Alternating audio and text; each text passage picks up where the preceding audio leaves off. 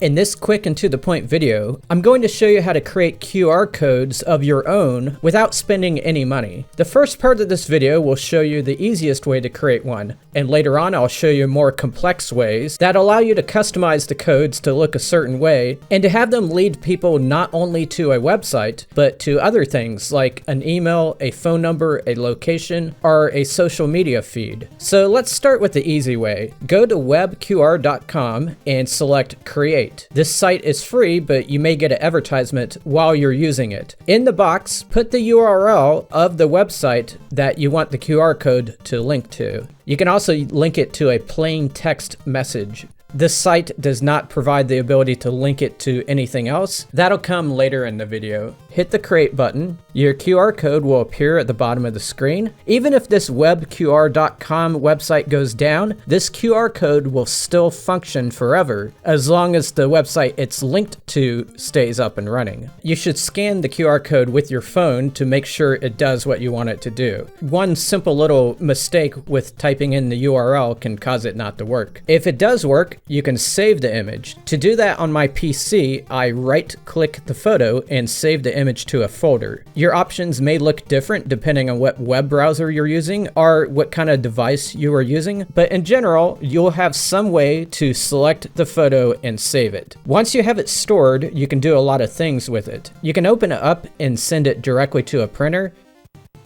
but you likely want to put some text alongside it to explain to someone what scanning the QR code does. To do that, you can just drop the image in a multitude of different programs. I'm going to use Microsoft Word here, and I'll just drop the image into the document. And around the image, I can put text boxes to explain what the QR code does. Select Insert, then Text Box.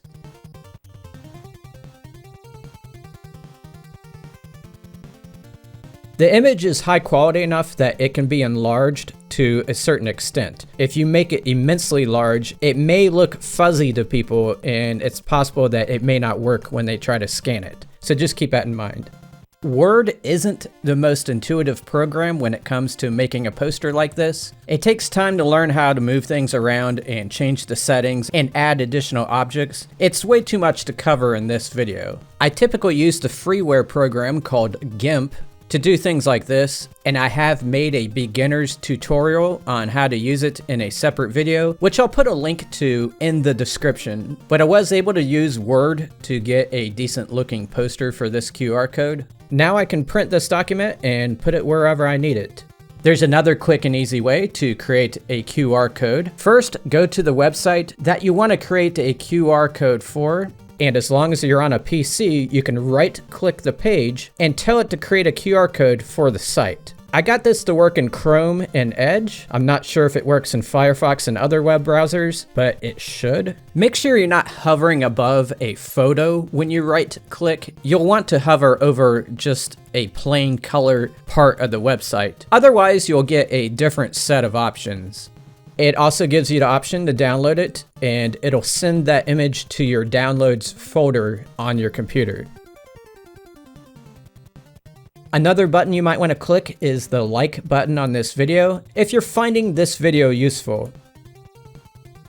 If you want to do more than just link to a website, or if you want to customize your QR code to look a certain way, then you'll want to go over to qrcodemonkey.com. I'll put links to all the sites I mentioned today in the description of this video. QR Monkey is free even for commercial use, though there are some advanced features that require you to sign up for their service. Everything I show you today, though, is available in the free version without signing up. Along the top of the site are these tabs that allow you to link to various things beyond just a website. For example, by clicking email, I can fill out the different fields there, and when the QR code eventually gets created, it'll allow someone to scan it, and it'll create for them a pre-filled, ready-to-send email. They can alter it before they send it.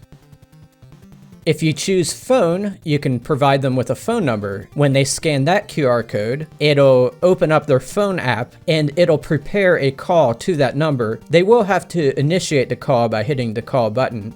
SMS prepares a text message. vCard is very useful if you want to give them business or event information. When they scan it, it'll open up their contacts section on their phone and it'll pre-fill information for them. They can then choose to save that information to their phone if they want. MeCard is very similar to vCard, but the QR code ends up being smaller, making it easier to fit on a business card. In general, the more complex your information is, the more complex the pattern on the QR code will look. Location puts an address on the map for the person that scans it. The Facebook, Twitter, and YouTube tabs link them directly to a social media page. Wi-Fi gives them access to a Wi-Fi network. Event pre-fills their calendar app with the time and date of an event. Bitcoin sets up a Bitcoin payment. There are other options under More, but they require you to sign up for their service. Whichever option you choose to use, just fill in the information and select Create QR Code. There's also a set color section. Every QR code out there is made of at least 2 colors, and those are normally black and white. But in this section, you can alter the colors by clicking into the fields and picking the color from this area here. Keep in mind that at any time, you can go over to the Create QR Code button and push it to see a preview. There's also a button here for color gradient, which is hard to explain in words, but it basically allows you to create a spectrum of colors to use on your code. The custom eye color box allows you to alter the coloring of the 3 squares that appear in the corners of the code. The Add Logo Image section allows you to add a tiny design in the center of the code. There's some pre-made ones that you can choose, or you can choose to upload your own and add it to the QR code. It just has to be a very small file size, a maximum of 2 MB. In the custom design section, you can do many other things to the overall look. I wouldn't get too carried away here though, because the less you make it look like a QR code, the less likely someone is going to scan it. But there's all kinds of weird things you can do to the QR code in that section. There's also a quality slider that determines how big the code turns out, which also affects the file size. A larger size would be better if you're creating a poster. If you enlarge a small-sized QR code, it'll look fuzzy to people. Once you're done designing your code, be sure to test it with your phone, and if it's working properly, click the Download PNG button, and that'll create an image file and send it to your Downloads folder. A PNG file should work for you, but there's 3 other file types here that you can select from as well. So that's how you create your own QR code. Have a great day, everybody.